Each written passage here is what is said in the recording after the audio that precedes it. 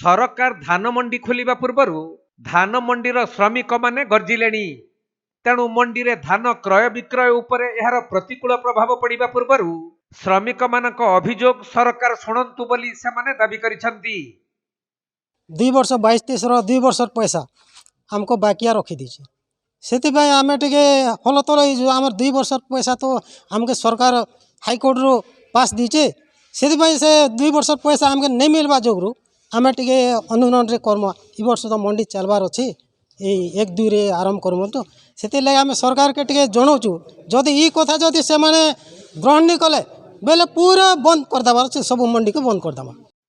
तबे धान मंडी रे नियोजित श्रमिक मानंकु 2 वर्ष हैला सरकार वर्धित मूल्य प्रदान करि नाहंती, जहाकु नै कलाहांडी जिला चारबाहाल धान मंडी परिसर रे धान मंडी श्रमिक मानकु नै जिला स्तरीय बैठक होइथिला।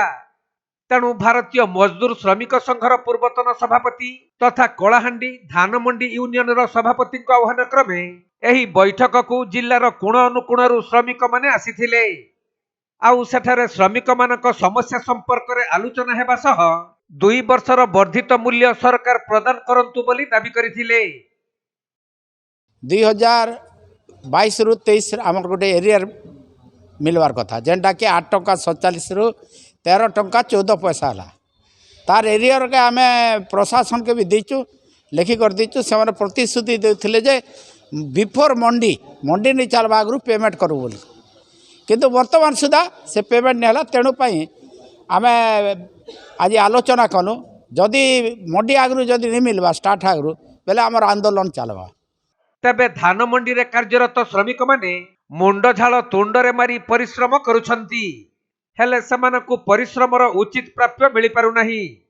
तेणु सरकार जदि सेमानकर कथा न बुझंती ताहले मंडी कार्यरु निवृत्त रहिबा सहित आंदोलनात्मक पंथा अपनाइबाकु बाध्य हेबे बोली भारतीय मजदूर संघर कार्यकारी सभापति तथा कलाहांडी मंडी यूनियन रो हेमाल सभापति सुरेंद्र मोहनकर चेतावनी दैछंती। तेणु खाली देखिबाकु बाकी रहिला जे मंडी आरंभरु मुंड टेकिथिबा एही भली समस्या को सरकार किभली समाधान करुछंती आउ सुचारू रूपे मंडी परिचालना करुछंती। देखंतु आपण माने भी जानिछन जे 2018 रु हेमाल मानक पई आमे लढी आसुचु जेनटा कि 11 टंका 19 पैसा गोटे क्विंटाल धान रो प्रोसेसिंग पई थिला 2018 रे। किंतु बड़ दुखर विषय जे एटा इंडिया संविधान रे धान रे भी नहीं ना जे गोटे मजूरिया किंबा कर्मचारी दरमा बढ़सी दरमा केबे भी नहीं कमे किंबा मजूरी नहीं कमे। किंतु बड़ दुखर विषय 2018 मसीह रे 11 टंका 19 पैसा गोटे क्विंटाल धान रो मूल्य मजूरी थिला बेल के ताके सरकार कमाई देथिले 8 टंका 47 पैसा। से दिन ठो आमे आंदोलनात्मक पदक्षेप नहीं करी दीर्घ 5 वर्ष लड़ला परे लास्ट के हाईकोर्ट आमके जिते हाईकोर्ट लड़ला परे हाईकोर्ट आमको ऑर्डर देला परे 13 टंका 17 पैसा एबे बढ़ी छे। आउ गोटे कथा आपण मानकर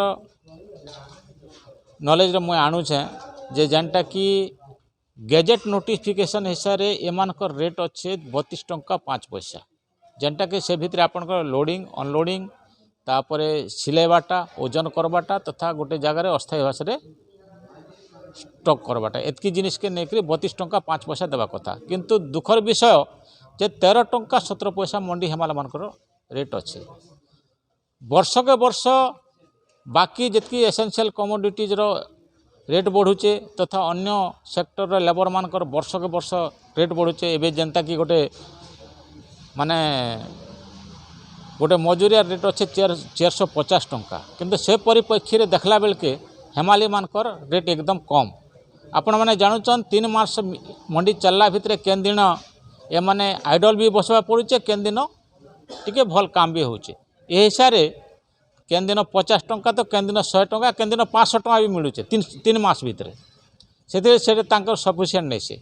आउ गोटे कथा आपण मानकर अवगति लगी आणुचे जे सरकार 2022-23 रु 13 टंका 14 पैसा बढ़ाला गोटे क्विंटाल रो दाम किंतु 2022-23 रो एरियर देवा कथा ए पर्यंत एमानके नहीं देवार जिते बले भी आम प्रशासन के जनाऊँ से माने टालटुल नीति करी आज 2024-2025 जाऊे 2022-23 वर्षर एरियर एमानके नहीं मिलबार। हम बारंबार ତାଙ୍କେ ଜଣେଇ ସାରିଛୁ।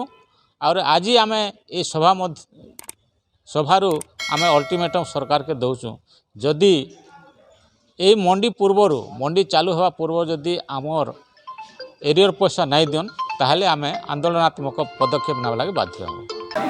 बोलो भारत माता की बोलो भारत माता की हमारी यूनियन जिंदाबाद।